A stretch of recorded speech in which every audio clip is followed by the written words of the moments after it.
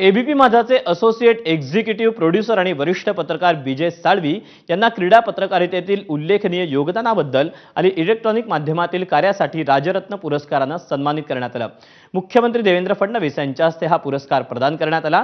नागपूरमध्ये श्रीमंत राजे रघुजी महाराज भोसले स्मृती प्रतिष्ठानतर्फे दिला जाणाऱ्या राजरत्न पुरस्कार 2016 चा वितरण सोहळा मोठ्या उत्साहात पार पडला। विजय साळवी यांच्यासह विविध क्षेत्रात काम करणाऱ्या मान्यवरांना राजरत्न पुरस्काराने सन्मानित केलं गेलं। आवडता विषय झाला तो म्हणजे क्रिकेटचा गॉड श्री सचिन तेंडुलकर।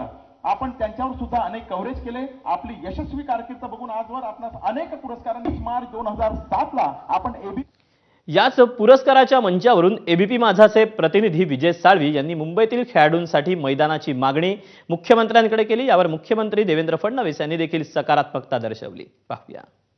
मी सांगू इच्छितो, मुंबईत एकेकाळात मोकळी मैदानं होती म्हणूनच संदीप पाटील घडू शकला, म्हणूनच रोहित शर्मा घडू शकला। पण आज त्याच मुंबईत सिमेंट कॉन्क्रीटचं जाळं, सिमेंट कॉन्क्रीटचं जंगल उभं राहते।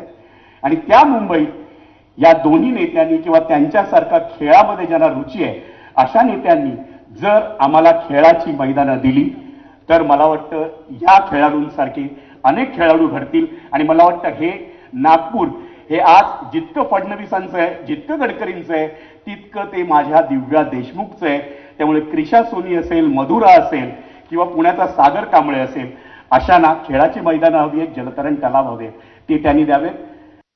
विजय साळवी यांचं भाषण आपण ऐकलं, त्यांना आपण नेहमीच पाहतो, ते पत्रकार आहेत, क्रीडा या विषयात आपण सगळे जाणतो की एक प्रकारचे एक्सपर्ट आहेत। त्यांच्या तोंडून क्रीडा प्रकाराच्या संदर्भात ऐकणं किंवा एखाद्या खेळाच्या संदर्भात त्यांनी समालोचन करणं, मला असं वाटतं की एक पर्वणी असते आणि एक प्रदीर्घ अनुभव क्रीडा क्षेत्रातला जो त्यांचा आहे त्याबद्दल त्यांना हा अतिशय महत्त्वाचा सन्मान मिळाला।